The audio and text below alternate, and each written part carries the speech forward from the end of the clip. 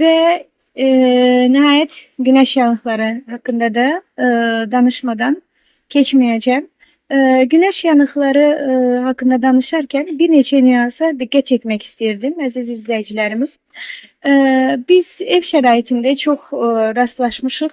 Güneşdən gəldi uşaqlar, xüsusən qızartılar olduqda diş macunu, qatıq, müxtəlif ev şəraitində əlimizdə olan məhsullardan üzərinə çəkirik.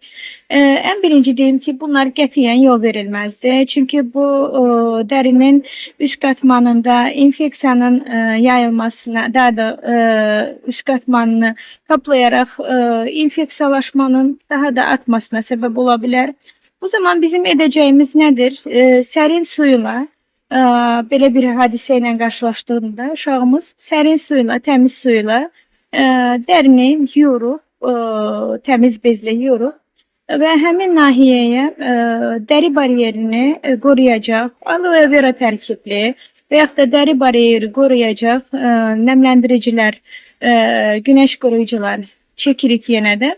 Eğer deri üzerinde buller yani içerisinde qububçuqlar olan xüsusi qabarcıqlar, su olan, maye olan xüsusi qabarcıqlar bul deyirik buna, əmələ gəlmişdirsə, o zaman burada onu tələsib partlatmaq qəti yol verilməzdir. Deməli, bu bul əmələ gəlmişdirsə, artıq bu dəri yanığı ikinci dərəcəli dəri yanığına keçmişdir.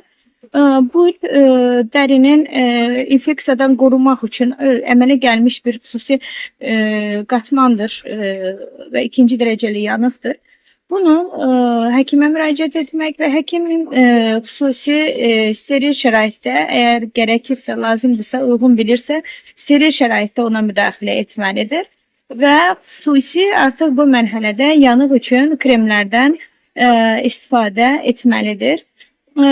Dediğim kimi ve bütün bunların da baş verməməsi için günün ve güneşin tehlikeli saatleri içerisinde geçen videolarımızda da bildirdiğimiz 11 ve 16 saatleri içerisinde uşaqlarımızın güneşte olmasından mütləq qaçınmaq lazımdır.